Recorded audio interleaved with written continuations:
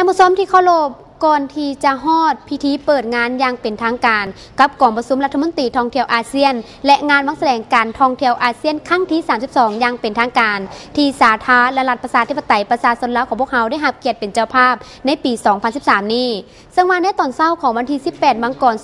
2013 ก็ได้มีกองประชุมขององค์การท่องเที่ยวแห่งชาติอาเซียนหรือเอิ้นว่าอาเซียน NTO ได้ไขขึ้นอย่างเป็นทางการกองประชุมองค์การท่องเที่ยวแห่งชาติอาเซียนครั้งที่ 37 หรือเอิ้นว่าอาเซียน NTO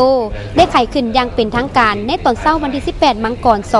2013 โดยภายใต้การเป็นประธานของทานเจริญวาลินทราศักดิ์รัฐมนตรีช่วยว่าการกระทรวงแถลงข่าววัฒนธรรมและท่องเที่ยวแห่งสาธารณรัฐประชาธิปไตยประชาชนลาวโดยมีต่างหน้าของคณะผู้แทนท่องเที่ยวของบรรดาประเทศอาเซียนเข้าร่วม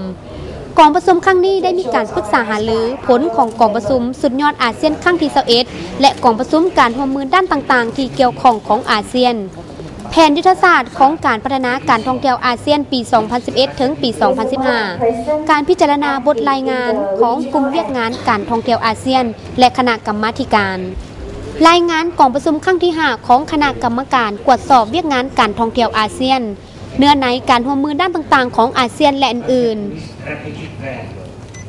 ทั้งหมดนั้นเป็นรายละเอียดของกองประชุมขององค์การท่องเที่ยวแห่งชาติอาเซียนครั้งที่ 37 ซึ่งว่าได้ไขขึ้นในตอนเช้ามื้อนี้ส่วนว่ากองประชุมบรรดารัฐมนตรีท่องเที่ยวอาเซียนแม้จะไขขึ้นยังเป็นทางการในวันที่20มังกรปี